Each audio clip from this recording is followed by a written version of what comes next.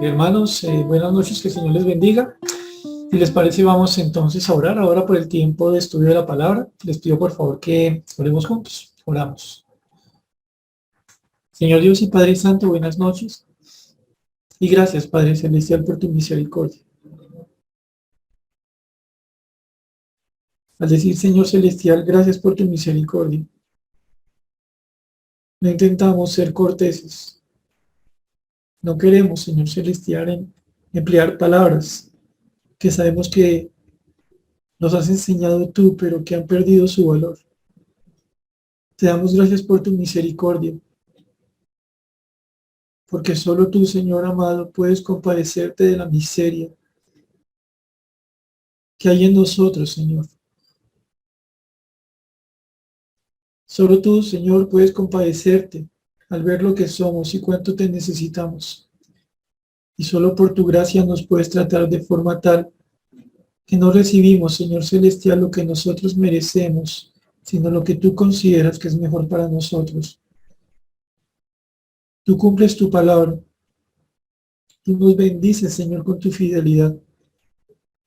Tú no eres como nosotros. Tú eres Dios. Y te damos gracias, Señor, porque siendo Dios, eres nuestro Dios, a quien nosotros hablamos, quien nos escucha, quien nos socorre. Gracias, Señor, por esta noche. Gracias, Dios bendito, por poder tener ahora este tiempo de estudio de tu palabra. Gracias, Señor Celestial, por ese amor que manifiestas, Señor, cada vez que nos das tu alimento, Señor, enseñándonos, redarguyéndonos, corrigiéndonos, instruyéndonos, Señor.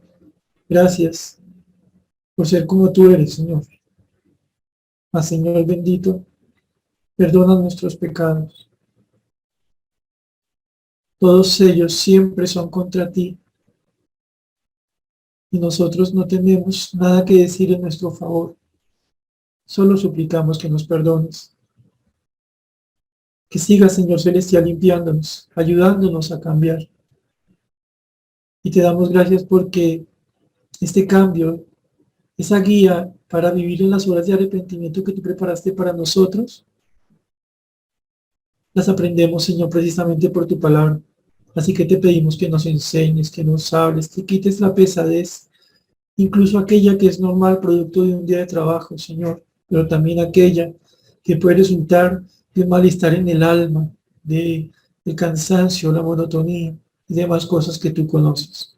Ayúdanos, Señor, enséñanos tu palabra. Regálanos el que tu Santo Espíritu sea nuestro Maestro. Que la palabra que nos quieres enseñar hoy, Señor, sea escuchada, escudriñada, meditada, aprendida, vivida, Señor, para ti, porque eso es lo correcto, porque eso es lo bueno, Señor. Ayúdanos, te lo pedimos. Y damos gracias en el nombre del Señor Jesús. Amén. Bien, mis hermanos, pues hoy continuamos con este estudio de Deuteronomio 10. Ya hoy vamos por nuestra octava reunión estudiando esta porción. Así que, por favor, vayan ustedes a Deuteronomio capítulo 10. Deuteronomio capítulo 10. Vamos a hacer nuestra lectura. Recordarán ustedes que estamos viendo los versículos 12 al 22, no pretendiendo ser expositivos, sino mirando cada uno de esos temas que pueden desglosarse de esta porción. Así que en Deuteronomio capítulo 10, repito, Deuteronomio capítulo 10, versículos 12 al 22, podemos leer lo siguiente. Ahora pues, Israel, ¿qué pide Jehová tu Dios de ti, sino que temas a Jehová tu Dios, que andes en todos sus caminos y que lo ames y sirvas a Jehová tu Dios con todo tu corazón y con toda tu alma, que guardes los mandamientos de Jehová y sus estatutos que yo te prescribo hoy para que tengas prosperidad? Y aquí, de Jehová tu Dios son los cielos y los cielos de los cielos, la tierra y todas las cosas que hay en ella. Solamente de tus padres se agradó Jehová para amarlos y escogió su descendencia después de ellos a vosotros, de entre todos los pueblos, como en este día. Circuncidad pues el prepucio de vuestro corazón y no endurezcáis más vuestra cerviz, porque Jehová vuestro Dios es Dios de dioses y Señor de señores, Dios grande, poderoso y temible, que no hace acepción de personas, ni toma cohecho, que hace justicia al huérfano y a la viuda, que ama también al extranjero, dándole pan y vestido. Amaréis pues al extranjero, porque extranjeros fuisteis en la tierra de Egipto. A Jehová tu Dios temerás, a él solo servirás, a él seguirás y por su nombre jurarás. Él es el objeto de tu alabanza, y él es tu Dios, que ha hecho contigo estas cosas grandes y terribles que tus ojos han visto. Con 70 personas descendieron tus padres de Egipto, y ahora Jehová te ha hecho como las estrellas del cielo en multitud.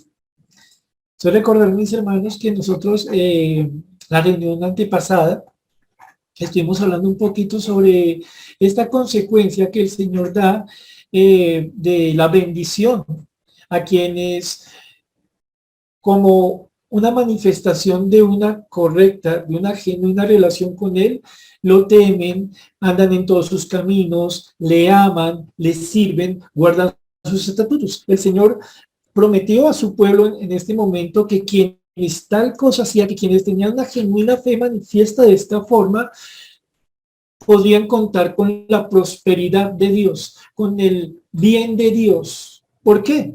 Como lo veíamos la vez pasada, porque cuando hablamos de este bien, de esto que es bueno, de esto que es próspero, estamos viendo del cumplimiento de las finalidades para las cuales Dios hace las cosas. Hablábamos a grandes rasgos, por ejemplo, sobre cómo el Señor califica constantemente, hablando de las diferentes cosas que crea en la semana de la creación, que esto es bueno, que esto es bueno, y una gran síntesis es bueno en gran manera. ¿Por qué? Porque cada cosa que el Señor hizo en el tiempo de la creación cumplía la finalidad para la cual Dios creó esas cosas. De la misma manera, cuando nosotros pensamos en el pueblo de Israel, cuando el Señor aquí le está prometiendo esta prosperidad, nosotros nos damos cuenta, estando este pueblo por entrar a la tierra prometida, que el Señor va a cumplir una finalidad para la cual creó, para la cual llamó, para la cual escogió este pueblo. Darle entrar a una tierra que no era la tierra de ellos, para en medio de esa tierra mostrarse a otras naciones. Cumplir las promesas que había dado a los patriarcas. Entonces, cuando nosotros pensamos, terminando este muy breve resumen, en la idea de prosperidad como promesa de Dios, aquel que guarda sus mandatos, que le ama, que le teme y todo esto que hemos charlado, lo que estamos hablando es que Dios puede cumplir el propósito para el cual toma a los suyos.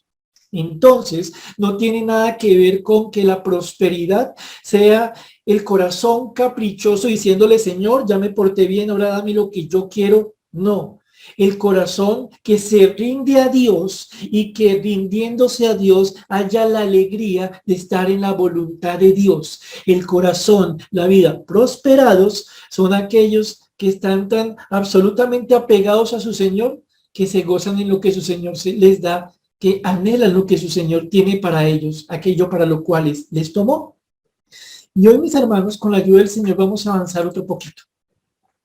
Hoy encontramos una porción que podríamos tomar como conector entre esto que el Señor acaba de decir, que es lo que quiere de su pueblo, y algo que, si se quiere, va a ser también un querer de Dios, pero mucho más completo. Si ustedes se dan cuenta, mis hermanos, encontramos ahí estos versículos 12 al 14, donde el Señor nos dice, ahora pues Israel, ¿qué pide? Perdónenme, arranquemos mejor desde el 14, perdónenme, 14. He aquí, de Jehová tu Dios son los cielos y los cielos de los cielos, la tierra y todas las cosas que hay en ella. Solamente de tus padres se agradó Jehová para amarlos y escogió su descendencia después de ellos a vosotros de entre todos los pueblos como en este día. Y ustedes se dan cuenta, mis hermanos, que el Señor acaba de decirles, mire, yo quiero de ustedes esto. Está diciendo Israel y por aplicación no está diciendo a nosotros algo. Y el Señor decide en este punto recordarle al pueblo, recordarnos a nosotros algo. He aquí de Jehová tu Dios son los cielos y los cielos de los cielos, la tierra y todas las cosas que hay en ella. Podríamos decir solamente, mis hermanos, que aquí el Señor está diciendo, acuérdense que soy creador. Y es completamente cierto. Pero cuando nosotros pensamos, cuando nosotros nos sentamos a escudriñar un poquito, nos preguntamos, y tal vez ustedes conmigo pueden hacer el ejercicio en este momento, Señor, porque antes de llamarlos a arrepentirse, que si Dios lo quiere, ustedes van a notar es lo que tocan los versículos 16 y siguientes, porque antes de llamarlos a arrepentirse y después de decirles lo que tú quieres de ellos, les tienes que recordar, por ejemplo, en ese primer momento que tú los creaste, que tú lo has creado todo. ¿Por qué recuerdas tú, Señor bendito, el que tú seas creador y que tengas unas criaturas? Cuando nosotros vemos este texto, nosotros vamos a encontrar, si me permiten decirlo de alguna manera, que un pueblo que está por recibir un montón de grandísimas bendiciones está recibiendo en este momento un llamado a una sincera y sentida humildad. A veces, mis hermanos, nosotros podemos caer en la trampa de, viendo las bendiciones que tenemos, olvidar que no las merecemos.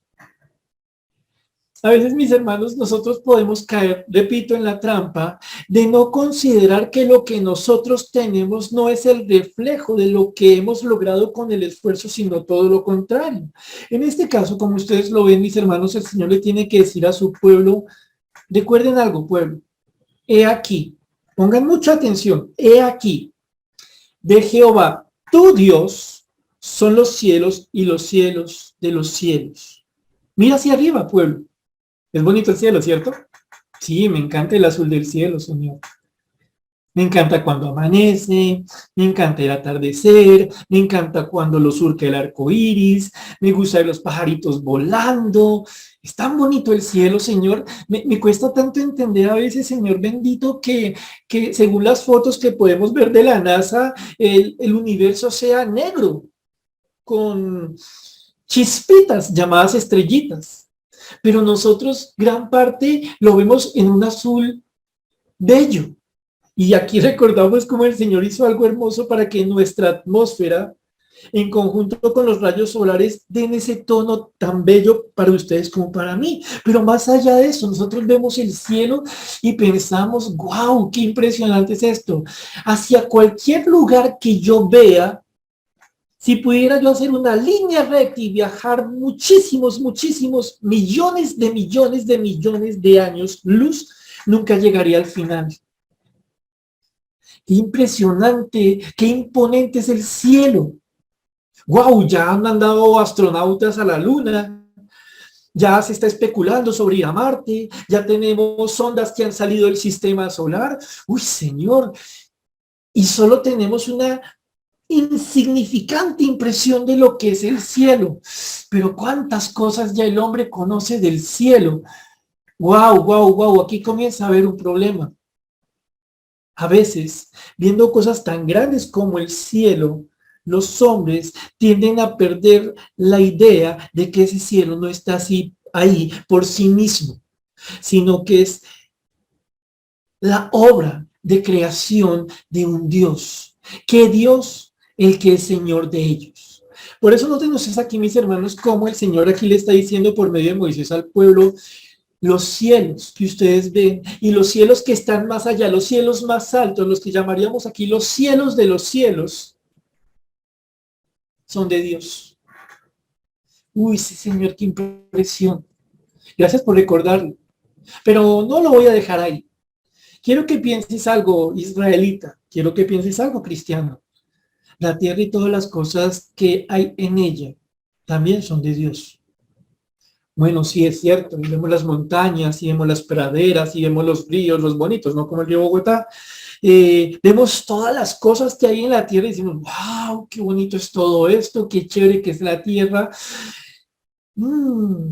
Pero cuando el Señor aquí nos dice a nosotros que todo lo que está en la tierra ha sido creado y que es de Él, recordemos algo, también está hablando de nosotros.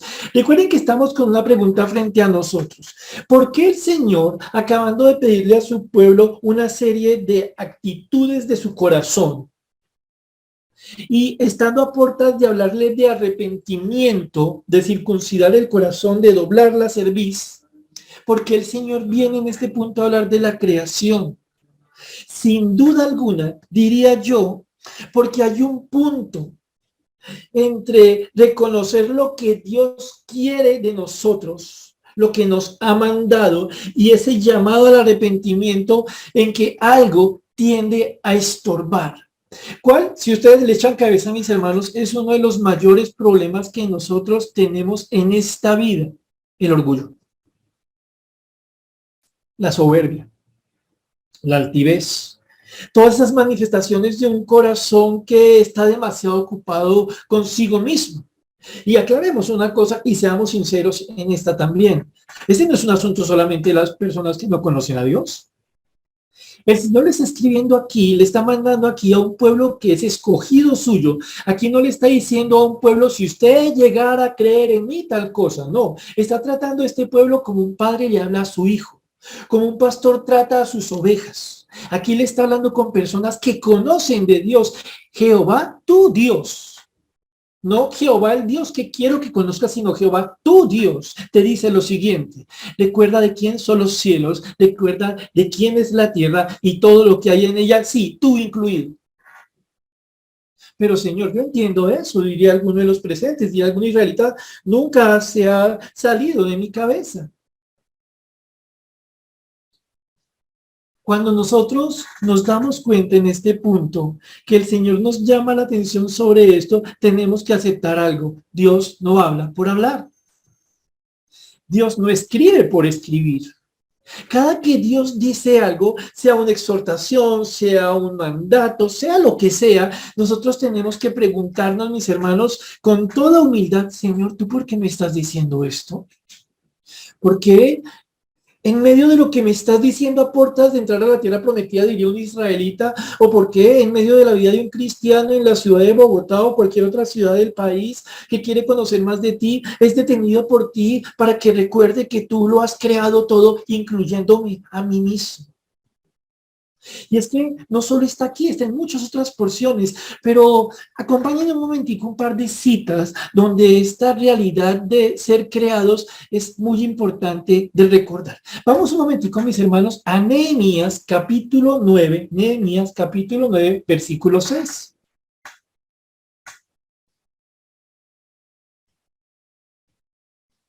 Y quiero, mis hermanos, pedirles que noten aquí cómo el Señor va a hacer un énfasis muy bonito hablando de su labor como creadores. ¿Listo? Nehemías capítulo 9, versículo 6. En Nehemías capítulo 9, versículo 6 podemos leer lo siguiente: tú solo eres Jehová. Tú hiciste los cielos y los cielos de los cielos, con todo su ejército, la tierra y todo lo que está en ella, los los mares y todo lo que hay en ellos. Y tú vivificas todas estas cosas, y los ejércitos de los cielos te adoran. Noten algo muy bonito. El Señor aquí arranca, estando hablando de él como creador, está diciendo el Señor: solo yo soy Jehová. O si se quiere, Nehemías está diciendo: tú solo eres Jehová. Tú hiciste. ¿Por qué recuerdas esto? Porque es indispensable que el corazón de aquel que quiere conocer a Dios parta de un hecho sin el cual no se puede conocer a Dios. Solo Él es creador. Solo Él se ha encargado de que las cosas sean. Vamos un momentico a otra porción donde se toca este tema para redondear la idea. Vamos un momentico ya, Salmo 24, versículos 1 y 2. Salmo 24, versículos 1 y 2. ¿Qué dijimos en Nehemías? Dios es Señor de toda la creación porque Él la hizo. Dios es Señor de toda la creación porque Él la hizo. Del cielo, de la tierra, los pajaritos, los animales, los perros, nosotros no somos el producto de nuestra propia manufactura. Nosotros no somos producto de nuestro propio esfuerzo. No nos hemos hecho a nosotros mismos, a pesar de que a veces pensemos que después de tanto esfuerzo es justo, cuando menos, pensar qué bien que nos estamos quedando. No, Dios está detrás de toda criatura Y nosotros no somos la excepción. Y cuanto menos cuando veamos algo más, un poquito más adelante. Pero miren lo que dice Salmo 24, versículos 1 y 2. De Jehová es la tierra y su plenitud, el mundo y los que habitan y los que en él habitan, porque él la fundó sobre los mares y la firmó sobre los ríos. Noten lo siguiente, en Nehemías hay un énfasis. Dios es creador, tú hiciste. En el Salmo 24, versículos 1 y 2, hay un énfasis relacionado con la creación. Si Dios creó, Dios es dueño, de Jehová es.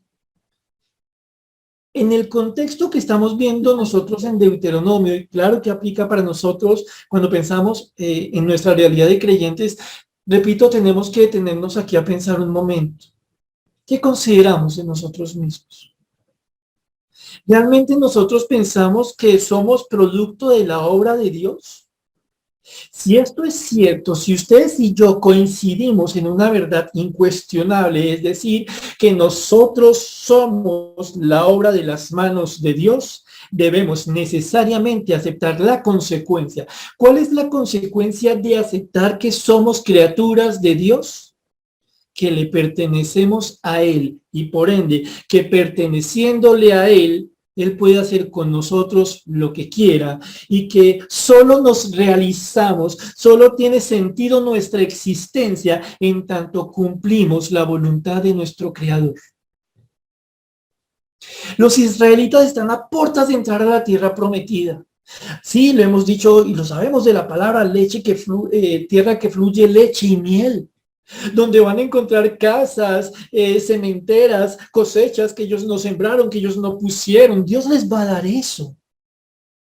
Pero ellos tienen que entrar con un corazón que comprenda que si Dios les está dando todo eso, ellos deben aprender a recibir todo eso como algo que les da su Creador, no como algo que ellos han ganado.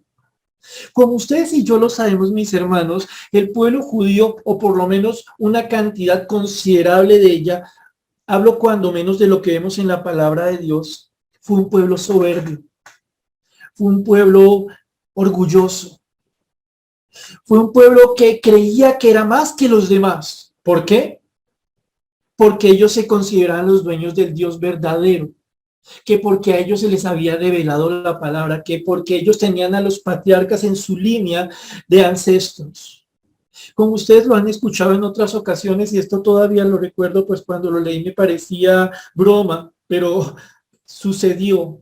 Para muchos judíos en la época del Señor Jesús y muy posiblemente ahora mismo hay un dicho que repetían en medio de sus oraciones al Señor. Señor, te damos gracias porque no nací esclavo, mujer ni gentil. Dicho de otra forma, Señor, gracias por lo que soy, pero no como reconociendo la obra que Dios había hecho en ellos, sino, wow, qué bueno es ser judío, qué grande es ser judío, cuánto me quiero por ser judío. Nosotros vemos, cuando pensamos en esto, constantes exhortaciones del Señor a comprender que ellos solo eran criaturas que se debían a su Creador. Pero lo olvidaron. Apenas entran a la tierra prometida, comienzan a hacer sus alianzas, a casarse con quien no debían, a hacer lo que a ellos les parecía, porque aunque tal vez aceptaban que ellos eran creación de Dios, habían olvidado la segunda parte de ser creación de Dios. Y es que, como lo dijimos hace un momento, viendo el Salmo 24, versículo 1 especialmente, el que es criatura de Dios entiende que le pertenece a Dios y que por ende no hay espacio para su propia voluntad, sino la voluntad de su Creador. No hay espacio para la vanagloria, para el orgullo, para sentirse más que los otros. Claro, seamos francos, mis hermanos, estamos en un mundo en el que la xenofobia, en el que el amor a lo extranjero está creciendo por todos lados, ¿cierto? Nosotros pensamos que era un fenómeno, pues no sé, de Europa más que todo y muy de la época de antecedentes de la Segunda Guerra Mundial, ¿no? Estos diferentes países que asumieron que eran la raza especial, los alemanes, los japoneses, los italianos en cierta medida, cada uno se creía la mejor raza y ustedes conocen cómo desde esta perspectiva ellos van a maltratar a los demás. Y pensamos que eso se quedó un poquito allá atrás. Pero mis hermanos, hoy día nosotros escuchamos en las noticias que personas en Chile se levantan perdónenme la expresión, a levantar venezolanos. ¿Qué hacen acá? Aquí en Colombia lo hemos visto, ¿o no? Nosotros vemos en la actualidad algo que suena dramático, que uno dice, eso no puede estar pasando, pero que está pasando. Un movimiento no pequeño en los Estados Unidos de personas que se proclaman los buenos americanos o los buenos estadounidenses, es decir, aquellos que son cristianos y blancos. Sí, mis hermanos, en medio de creyentes en Estados Unidos hay xenofobia hacia extranjeros.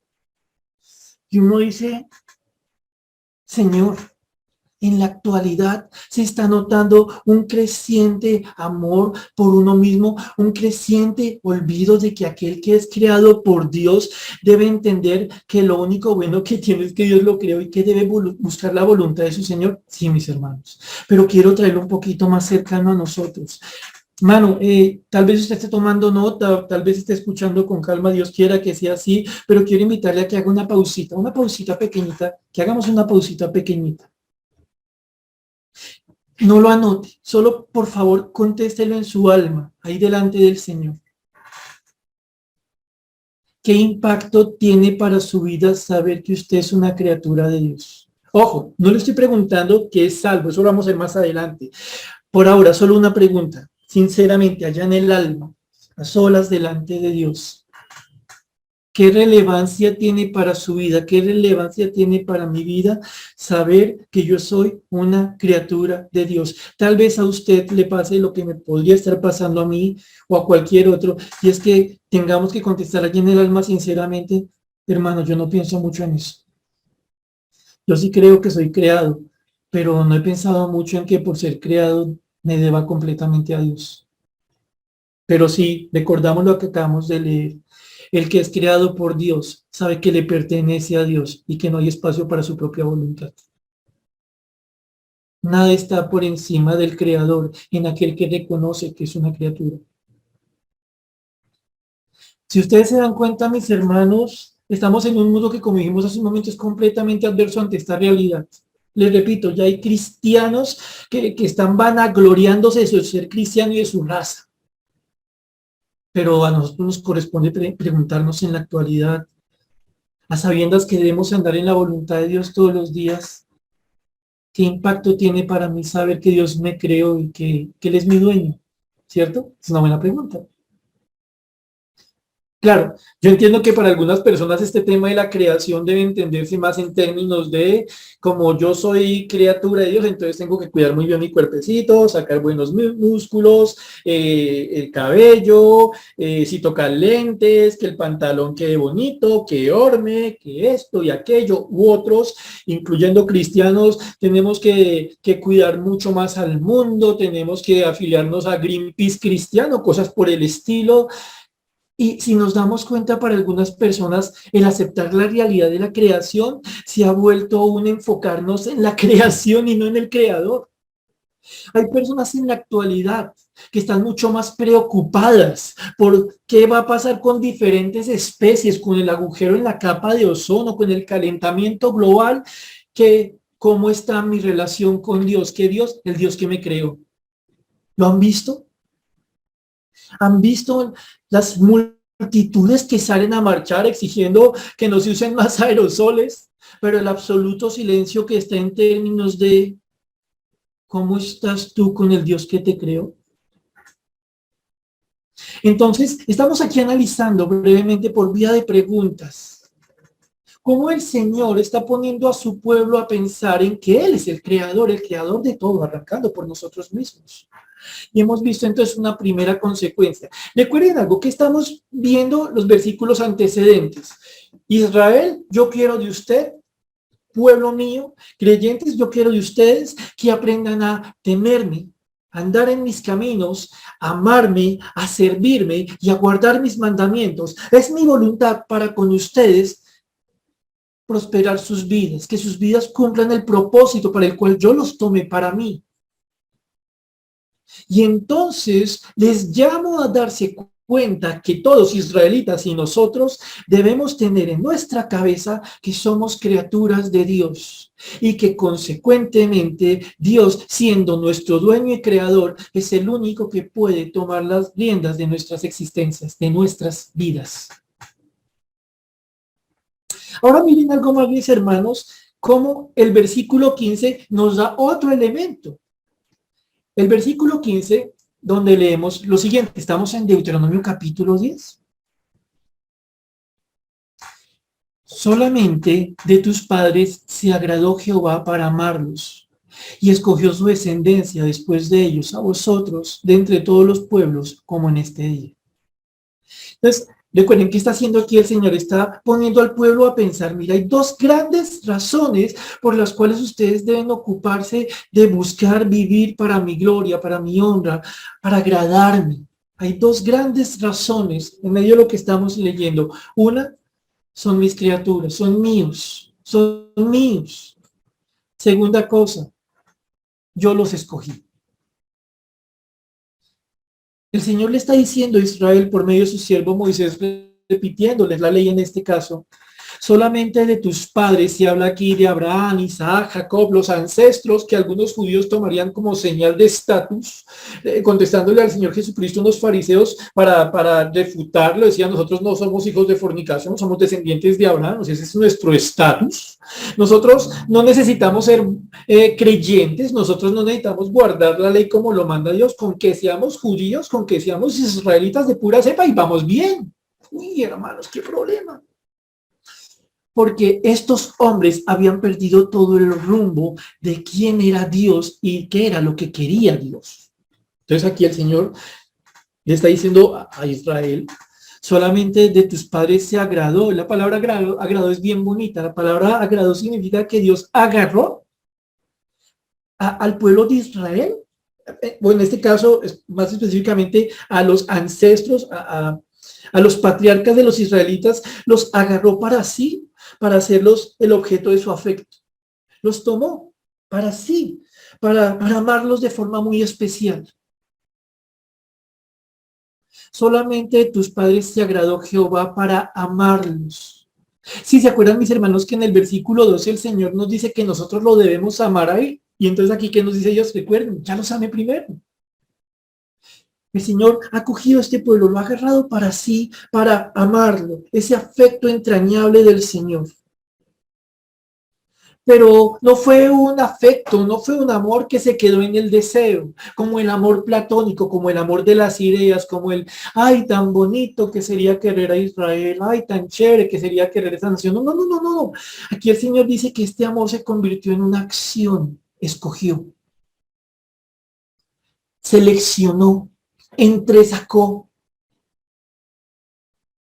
Usted está cogiendo, mis hermanos, mi hermano, las lentejas. Usted se ha dado cuenta que todo está caro hoy día, entonces usted ya no compra lentejas premium, sino que le toca la bolsita, la baratica, y usted sabe que esa bolsita pues trae trocitos de piedra, maderitas, lentejas no tan bonitas, y entonces usted pone ahí las lentejas en la mesita, y usted comienza a seleccionar y hacia un ladito las lentejas que no sirven, los pedacitos de piedra. Está tomando usted lo que considera mejor, ¿cierto? Eso es la palabra escoger. Es muy bonito porque el Señor, mirando a todas las naciones que estaban en la tierra, pues podría escoger, no sé, a los ancestros de los babilónicos o de los egipcios. No sé, chipchas, mayas, y no sé por qué es que acá existían. Y el Señor toma con afecto a un pueblito. Un pueblo insignificante, que apenas estaba en las entrañas de Abraham. Lo toma para sí, lo selecciona para sí. Y después de él, a su descendencia, a los que vendrían después de él. Entonces dice aquí el Señor, y escogió su descendencia después de ellos a vosotros, de entre todos los pueblos, como en este día. ¿Sí? Más o menos la idea es, el Señor se pone a ver a todas las naciones de la tierra. Esto es una figura porque obviamente es un asunto de eternidad y en eso no podemos entender cómo sucedieron las cosas en detalle. Yo no puedo decirles a ustedes, mis hermanos, en el año 16.000 antes de la creación. No, es un asunto que sucedió en la eternidad, que está más allá del tiempo. El Señor toma un pueblo para sí, toma unos patriarcas y escoge a la descendencia de esos pueblos para hacerlos los objetos de su cariño, de su amor. Si ustedes se dan cuenta, mis hermanos, en este versículo número 15, por ningún lado dice, ay, es que Israel era tan bonita, ay, es que Israel, qué pueblo tan bello, ¿no? Nada dice de eso. El Señor está haciendo algo aquí que, repito, debemos considerar todos los aquí presentes. El Señor está llamando a la humildad. Israel, estás por entrar a la tierra que te prometí, después de 40 años. Solo van a entrar los menores de 20 años porque los demás tuvieron que morir en el desierto por tercos. Pero yo voy a cumplir mi palabra con ustedes. Van a entrar. Oh, calmados. Recuerden. ¿Qué quiero de ustedes? Sí, les quiero bendecir, pero ¿qué quiero de ustedes? Y segunda cosa, cuando vayan entrando, cuando estén en ese lugar, sean sensatos, sean entendidos. Ustedes son criaturas, no son creadores, no se autocrearon. Segunda cosa, lo que tienen, lo tienen porque parten de la mayor de todas las bendiciones. Yo decidí amarlos y tomarlos para mí. Así que Israel, a puertas de entrar a la tierra que te prometí, sé sensata, entiende de dónde viene todo lo que tienes. Mis hermanos, acompáñenme un segundito, por favor, a Deuteronomio capítulo 7, versículos 6 al 11. Y mientras entramos a este Deuteronomio capítulo 7, versículos 6 al 11, notamos aquí cómo el Señor va a tener que poner en su lugar a Israel. Es decir, el Señor constantemente llama a la humildad de los suyos. Porque es que, como les decía a mis hermanos hace un momento, hoy día está de moda creerse mucho. La mejor nación, la mejor religión, el mejor equipo, la mejor ropa, lo mejor, sí, yo lo tengo. Y si no lo tengo, pues codicia, envidia, ¿cierto? Recordaba a mis hermanos, y tal vez ustedes también lo recuerdan, la historia de este señor que se llama, un personaje y un mito que se llamaba Narciso. Narciso, que es propio de la mitología griega, era un hombre que era hijo de una parejita, Cesifo, y una mujer que se llamaba Liriope. Cesifo, en esa mitología griega, era parte de estos dioses. Era el dios de un río, de esta mitología griega. Este Narciso era un chino re bonito, re pinta. Cuenta la historia o el mito, para ser más precisos, que este hombre era tan, pero tan atractivo que todas las mujeres apenas lo veían, quedaban así flechadas de una enamoradas, porque qué tipo tan pinta, qué tipo tan bonito. La consecuencia de esto fue que Narciso se volvió en extremo vanidoso. Era tan vanidoso este hombre por lo bonito que era y por cómo lo veían los demás, que para él nada más era bello. Él veía a las otras personas y no las consideraba hermosas. Él veía la naturaleza que le rodeaba, la creación que le rodeaba y no le parecía hermoso. Él solo tenía ojos para sí mismo. Cuenta este mito que un día Narciso iba por ahí cazando ciervos en el bosque y que apareció una ninfa, una figura de la mitología griega, y lo mira. Esta ninfa se llamaba Eco, y lo mira y queda tragada, pero tragada este señor, de este Narciso. Y entonces Eco se le declaró a Narciso, imagínense lo tragado que estaba para que una mujer se le declare. Entonces se le declara a Narciso Eco, le dice que está enamorada de él, pero como Narciso está tan ocupado consigo mismo, que es muy lindo, que es muy especial, los demás son feuras en comparación a mí, pues obviamente la rechazó. Eco entonces, que es una ninfa, toda decepcionada, toda despechada, y le cuenta a Némesis, que es la diosa de la justicia y la venganza en esto de la mitología griega, según leía. Y entonces esta diosa, con minúscula, y recuerden, estamos hablando de mitología, se le salta la piedra contra Narciso y decide que se va a vengar. Y entonces hace que un día Narciso se acerque a un pozo de agua, o mejor, a un arroyito. Y ella se encarga de que Narciso se ponga a mirarse, y apenas Narciso se ve a sí mismo, apenas nota su reflejo en el agua cristalina, ¿qué creen que pasa? Por fin Narciso ve a alguien que es realmente bello. Por fin Narciso está viendo la belleza en su máximo esplendor. Narciso se está mirando a sí mismo. Narciso se enamora de su propio reflejo. No podía resistirse ante tanta belleza, belleza propia. Se queda mirándose tanto, con tanto amor, con tanta pasión, con tan profundo enamoramiento, que se va de cara en el río y muere ahogado. Y ese es el mito de Narciso. Y es un mito. Pero seamos francos, está pasando demasiado hoy día. Demasiada gente enamorada de sí mismo, demasiada gente ocupada de sí mismo, olvidándose por completo de lo que es Dios. Y que si esto le pudo pasar en su momento a Israel y que por ende podría pasarnos a nosotros como creyentes, pues mis hermanos, ¿qué tal si me acompañan a leer Deuteronomio capítulo 7 y vemos los versículos 6 al 11? Deuteronomio 7, 6 al 11. Es un llamado de atención del Señor para que Israel no caiga en la imprecisión, o mejor, en el error de amarse a sí mismo, de entender quién es el objeto de su amor, quién debe serlo. Dice el versículo 6 de Deuteronomio 7, porque tú eres pueblo santo para Jehová tu Dios. Jehová tu Dios te ha escogido para hacerle un pueblo especial, más que todos los pueblos que están sobre la tierra. Ojo con este, miren el 7. No por ser vosotros más que todos los pueblos os ha querido Jehová y os ha escogido, pues vosotros erais el más insignificante de todos los pueblos, sino por cuanto Jehová os amó y quiso guardar el juramento que juró a vuestros padres. Os ha sacado Jehová con mano poderosa y os ha rescatado de servidumbre de la mano de Faraón, rey de Egipto. Conoce pues que Jehová tu Dios es Dios, Dios fiel, que guarda el pacto de la misericordia a los que le aman y guardan sus mandamientos hasta 1000 generaciones, y que da el pago en persona al que le aborrece, destruyéndolo, y no se demora con el que le odia, en persona le dará el pago. Guarda, por tanto, los mandamientos, estatutos y decretos que yo te mando hoy, que cumplas. En síntesis, el Señor aquí, apenas un par de capítulos atrás, le está diciendo a su pueblo, en este largo discurso a puertas de entrar a la tierra prometida, tu pueblo eres un pueblo santo. ¿Por qué? Yo te consagré, yo te hice puro para mí. Yo te escogí, te seleccioné, te entresaqué.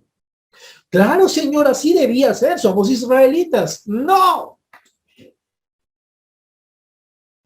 Eres un pueblo especial. Eres mi valiosa propiedad, la que cuido con amor. A quien le he dedicado especialmente mi cuidado. Más que a los demás pueblos que conociste y que aquellos que vas a conocer ahora que entres a Canaán. Pero Israel, no es por ti. No eres más que los demás pueblos.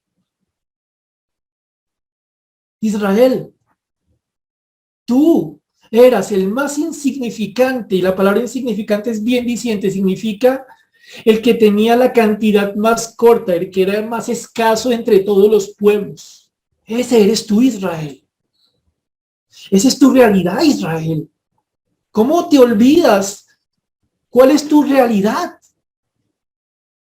Lo que tú tienes de bueno, Israel, es que Jehová te amó, no que te hagas llamar a ti misma Israel. No que presumas del sobrenombre de judío y que presumas porque tienes la ley, como denuncia Romanos. Tu bendición, Israel, es quien te escogió, es quien te ama, es quien te ha dado la palabra para enseñarte a vivir, quien te dio libertad en medio de Egipto. Tu deber, por ende, Israel, no está en aplaudirte mientras te miras al espejo y te mandas picos como Narciso previo a ahogarse. Tu deber, Israel, es ser consecuente con que si yo soy tu creador, si yo fui quien te escogí, debes ocuparte en agradarme a mí, aquel que te da los estatutos, los mandatos, Israel. Si no lo haces, caes en una trampa. Vas a aborrecerme. y al que me aborrece yo le tengo castigo. Y ustedes saben que al día de hoy, mis hermanos, Israel está esperando el tiempo de la restauración porque se ocupó demasiado de sí misma. No es posible que venga aquí uno diciendo que estamos llamados a arrepentirnos, no, diciéndole al mensaje de Juan el Bautista y del Señor Jesucristo, nosotros necesitamos es un Mesías que venga aquí a derrotar a los romanos y que nos dé nuestra tierra. El problema no está en nosotros, el problema está en los romanos, el problema está en los otros. Estaban tan enamorados de sí mismos que no tenían lugar para amar la palabra de Dios y darse cuenta que le estaban fallando a Dios y que necesitaban volverse a Dios. No lo entendieron. ¿Cómo están ahora? ¿Qué podemos decir ahora de Israel? Que es una nación que necesita de Dios como las demás naciones. Que si algo bueno podemos decir de ellos, tenemos que hablar de su Dios, nuestro Dios, y todas las bendiciones que les dio. Israel olvidó que era criatura de Dios y que se debía completamente a su Dios, y que Dios lo había escogido para sí, y terminó viviendo para sí misma. Israel termina haciendo lo que ella quiere. En este punto, mis hermanos, recordando la tragedia de Israel, recordando que tal vez en cierta medida les pasó lo de Narciso, nosotros tenemos que detenernos en los minuticos que nos quedan a pensar, ¿y qué de nosotros?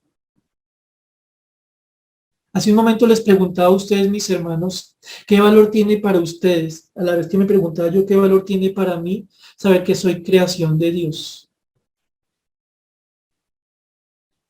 ¿Eso se refleja en el hecho de que yo solo quiero hacer la voluntad de Dios o ser creación de Dios es algo anecdótico,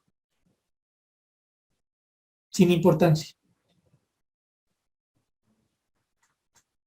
Déjenme, mis hermanos, si les parece terminar con una cita. Vámonos a 1 Corintios capítulo 1, versículos 26 a 31. La porción es bien conocida, pero también es bien diciente, cuanto más cuando estamos estudiando este tema. 1 Corintios capítulo 1, versículos 26 al 31. Conocemos el contexto de la iglesia de Corinto, una iglesia muy difícil en su trato, con muchos pecados, muchas cosas bien difíciles. Una iglesia a la que el Señor le tiene que recordar lo siguiente, versículo 26 de 1 Corintios capítulo 1. Pues mirad, hermanos, vuestra vocación, que no sois muchos sabios según la carne, ni muchos poderosos, ni muchos nobles, sino que lo necio del mundo escogió Dios para avergonzar a los sabios y a lo débil del mundo, y a lo débil del mundo escogió Dios para avergonzar a lo fuerte. Y lo vil del mundo y lo menospreciado escogió Dios, y lo que no es para deshacer lo que es, a fin de que nadie se jacte en su presencia. Mas por él estáis vosotros en Cristo Jesús, el cual nos ha sido hecho por Dios sabiduría, justificación, santificación y redención. Porque, como está escrito, el que se gloría, gloríese en el Señor. Como nosotros sabemos, en el contexto de este capítulo, el Señor está denunciando la locura de los que no creen en el Evangelio, aquellos que llaman locura al Evangelio. Aquellos que consideran que la palabra de Dios no tiene sentido, que es demasiado poquito, que es demasiado irracional para sus mentes elevadas, para tanta sabiduría y para tanta grandeza. Claro, entonces esto es una exhortación para aquellos que no comprenden la grandeza del Evangelio porque están demasiado ocupados con su propia grandeza, con lo que ellos entienden, con lo que ellos saben, con su poder. Pero a veces olvidamos que 1 Corintios capítulo 1, versículos 26 en adelante, son versículos escritos para una iglesia. Esto que está diciendo aquí el Señor se le está diciendo a la iglesia de Corinto. Hermanos en la fe, muchos de ellos.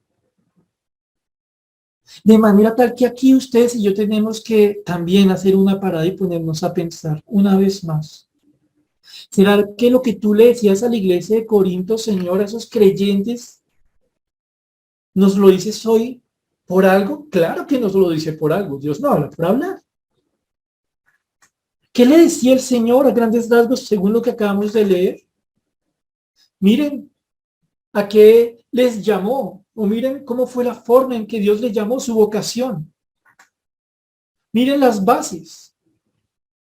No, pues Señor, tú sabías que yo iba a ser un cristiano re juicioso, que iba a ser buen trabajador, que iba a ser buen empresario, que iba a ser buen siervo, que esto y aquello. No, nada que ver con eso. Nada que ver con eso. Miren, incluso mis hermanos, que lo que dice el Señor en el versículo 26 dice, pero mirad, hermanos, vuestra vocación, que no erais, no dice eso, es tiempo presente el verbo, no sois. No sois, no somos sabios, según la carne, ni poderosos, ni nobles. No, ni lo fuimos ni lo somos. Por eso creo yo, mis hermanos, que terminar en esta porción es importante para nosotros. Porque a veces, mis hermanos, nos pasa algo. Bueno, espero que a ustedes no. Nosotros hablamos mal de nosotros en pasado. Nosotros nos damos leña a nosotros mismos sobre nuestra conducta en pasado. Y entonces cuando estamos testificándole a otras personas, nosotros decimos, yo era grosero, toma trago, yo era, más ahora conocí al Señor. Y pareciera, según el relato que se da al momento de testificar, pues que esta persona ya es perfecta. Porque solo habla de lo que era. O sea, sí, dicen por ahí que los cristianos pecan, pero la verdad, mis hermanos, si algo extraña a uno en un testimonio cristiano, es que la persona reconozca que está batallando en la actualidad. O lo hablamos de una forma tan genérica, tan sin rostro, tan impalpable como en una nube. Claro, no se trata aquí de que andemos delante de todo el mundo diciendo contra qué luchamos, pero no sé si a ustedes les ha pasado, mis hermanos, que a veces, hablando de nuestro presente, casi que nos sentimos buenos. Casi que decimos, con razón me sanó el Señor, con razón me salvó el Señor, pues con este cristianote, pues, ¿cómo no me iba a salvar? Pero aquí el Señor le está diciendo a la iglesia de Corinto, no sois sabios, poderosos ni nobles. ¿Qué somos? ¿Qué somos? Presente, ahora. Necio se asocia con ignorancia. ¿Cómo me va a decir usted ignorancia si yo estoy tantos años en el seminario, si de pronto yo hago tal cosa, yo hago tal otra? No, yo era ignorante en el otro lado, pero ahora soy un doctor de la palabra de Dios. No, mis hermanos, respecto de lo que es el conocimiento real de Dios, nosotros nada sabemos.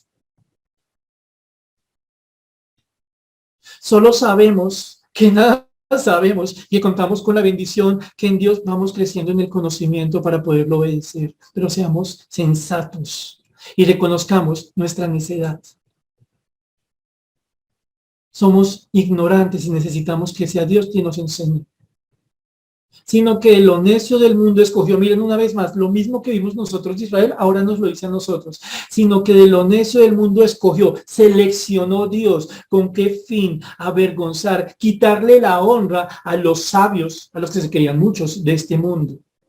Noten algo interesante, el Señor aquí no está diciendo, yo escogí de lo insensato del mundo para avergonzar a los necios de este mundo y hacer que los cristianos se vuelvan los creídos. ¿No dice eso la palabra de Dios? Dice después, versículo 27, segunda parte, y lo débil, lo que es frágil, lo que no tiene fuerza, lo que es como enfermo, fue lo que yo escogí para avergonzar a lo que en este mundo se cree fuerte. Pero no dice aquí la palabra de Dios que a nosotros se nos escogió siendo débiles, frágiles, enfermos, para que ahora nos creamos los más fuertes, los más sanos, los más duros. No. Versículo 28. Lo vil, lo innoble, lo que no tiene reputación, fue lo que yo escogí del mundo.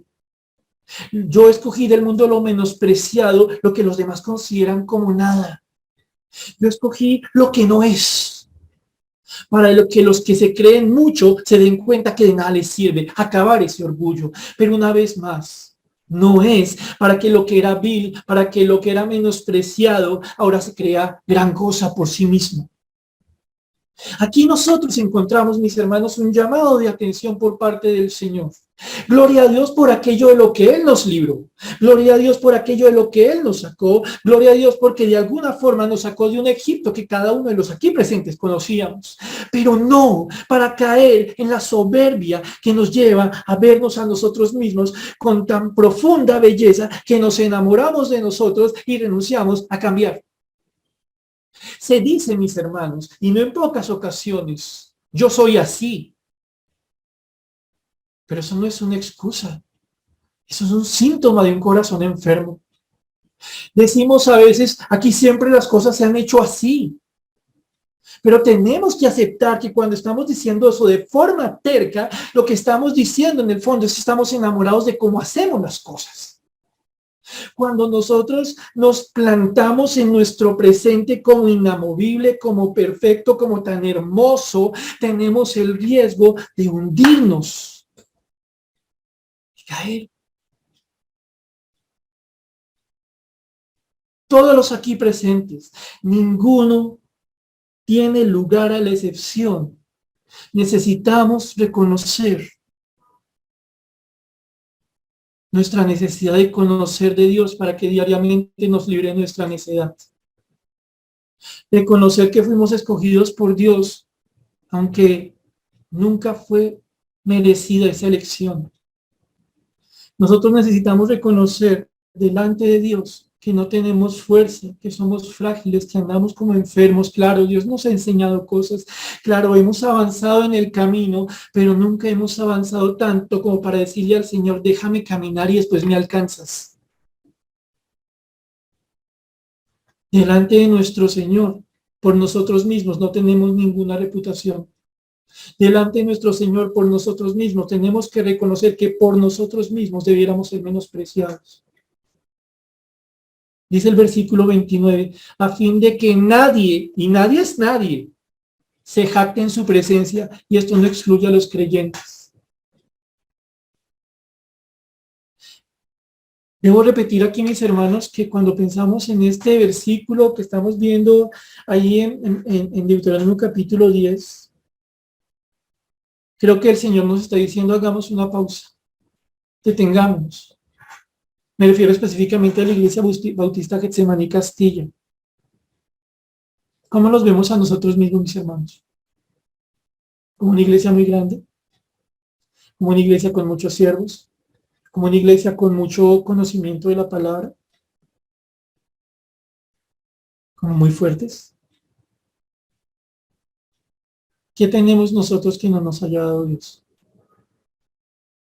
¿Cuántos segundos podríamos existir como iglesia si no fuese porque Dios nos sustenta a nosotros?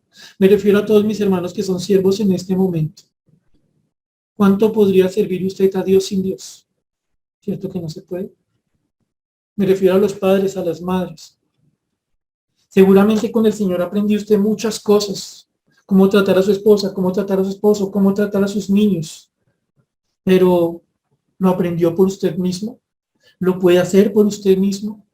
¿Acaso nosotros por momentos nos parecemos mucho a los israelitas, orgullosos, soberbios, vanagloriosos en lo que hemos recibido como si no lo hubiéramos recibido? Por mi parte, yo creo que muchas veces me ha pasado eso. ¿Cuánto quisiera que a ustedes no les hubiera pasado? No es posible que sí. Y entonces el Señor, versículo 31, deja las cosas en su lugar. Para que, como está escrito, el que se gloría, gloríese en el Señor. Gloriarnos en quién es nuestro Señor, quién nos creó, quién nos escogió para sí, quién nos ha venido enseñando y a la vez nos permite ver cuánto nos falta por aprender. Quien nos ha dado fuerza cada vez que lo hemos necesitado, a la vez que nos recuerda que somos tan frágiles como para no poder vivir un instante sin Él. Quien nos dice en últimas, es bueno que nos detengamos y recordemos cuánto nos debemos a Dios y cuánto necesitamos de Dios. Recordemos, los israelitas olvidaron esto y ustedes conocen la tragedia de ellos, que al tiempo actual tiene todos sus efectos. La pregunta es, No podemos nosotros detenernos un momento y pedirle al Señor que nos perdone por ser vanagloriosos, orgullosos, soberbios, por creernos lo que no somos, en vez de agradecer lo que somos por la gracia del Señor. Tal vez sí. Así que vamos a orar, mis hermanos, terminando, después de lo cual vendrá un himno, pero oremos por ahora. Señor bendito y Padre, te damos gracias por la bendición que tenemos esta noche, Señor Celestial, de escuchar tu palabra, de ponernos a pensar en el hecho de que tú nos creas y las consecuencias de ello. Somos tuyos y nuestra existencia solo tiene sentido en tu voluntad. Pero no solo somos criaturas tuyas, ahora somos tuyos, de tu familia, tus hijos, tus escogidos, Señor. Y no porque nosotros tuviéramos algún mérito, porque no lo teníamos. En verdad éramos lo más insignificante y vil. Pero tampoco ahora, Señor bendito, hay mérito en nosotros. Te damos gracias, Señor, por las cosas que han cambiado en nuestras vidas, aquellas cosas a las que por tu misericordia pudimos morir. Pero queda mucho, Santo. Hay muchas cosas que cambiar, arrancando por cómo nos vemos a nosotros mismos. Porque creemos de nosotros ahora mismo, no solo como individuos, sino como iglesia, Señor. Y nosotros tenemos que pedirte perdón, porque sabes tú de qué manera, Señor, hemos dejado sin ninguna importancia la realidad de que somos tus criaturas. Y no hemos entendido, Señor, que todavía estamos siendo moldeados por ti, aunque escogidos por ti, no somos dignos de esa elección, Señor. Regálanos, Dios bendito, comprender quién eres tú, para entender quiénes somos nosotros y la inmensa necesidad que tenemos de ti. Por favor, ayúdanos, finalmente te pedimos a comprender algo. Nuestra única honra, nuestra única alegría está en tu persona, en tu santa misericordia y tu obra en nosotros, porque por nosotros nada somos. Gracias, Señor, por tu palabra, en el nombre del Señor Jesús. Amén.